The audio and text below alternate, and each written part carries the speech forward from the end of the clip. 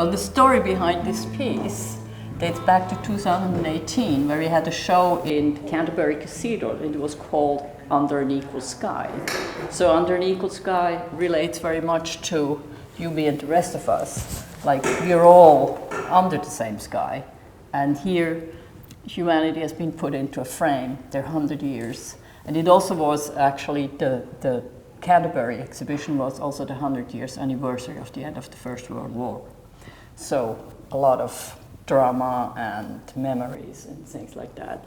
And of course, here there's some gold ones and some clear ones and black ones. They're all the same shape. They all have a human shape, as the amphora as a synonym for human shapes, but they have different sizes and different values, but we're all the same in a way, even though the gold ones, I mean, there are probably too many gold ones in there. There are too many gold ones. If you look at the world demographics.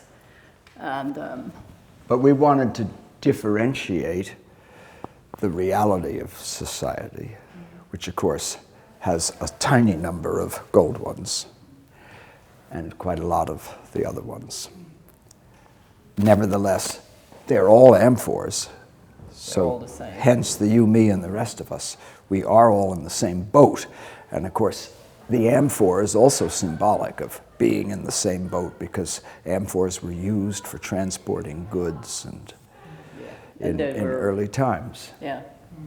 And we've worked with amphors for a long time as a symbolism for transport and human travels and journeys. And the meaning, people can put meaning in each, but you know, each person has a different meaning, but it has the same shape. It stays a human being.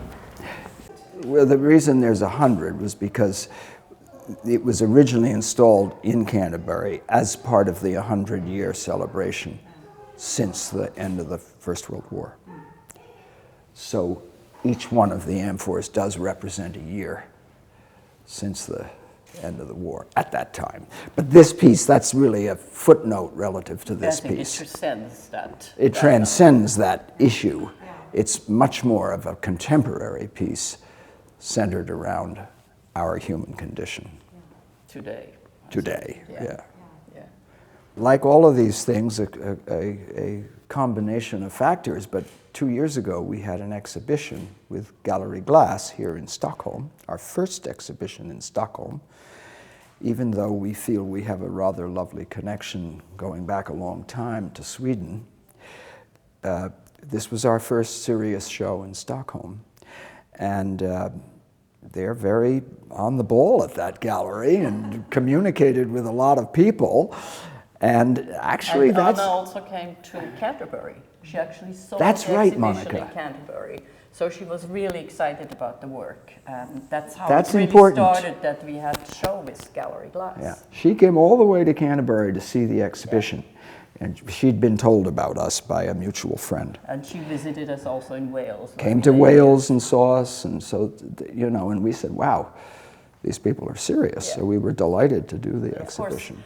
I mean, you can tell more about the technique, but glass, I think, is also a very nice symbolism for human's condition and the world we are, because glass is fragile. I mean, you know, it's very fragile. You work it while it's hot and molten and soft, and you can't touch it with your hands, and then it's cold and it becomes fragile. Yeah. And, you know, you kick it and it will break. So one has to be careful about, and I actually think the material works very well for this piece of work.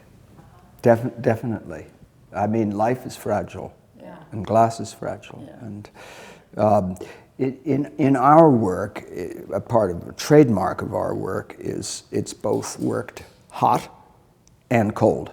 So everything we do is actually treated cold after the glass is cold. So like you see up here, these rings are done on a diamond wheel. Once the piece is finished and cold, they're done like this. And the gold part, it's actually real gold. It's gold foil.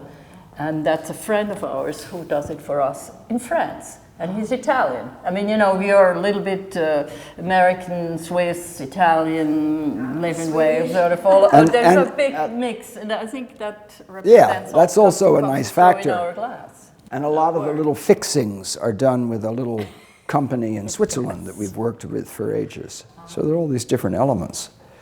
And the gold... He's in France, done by an Italian. And he's a master from Murano.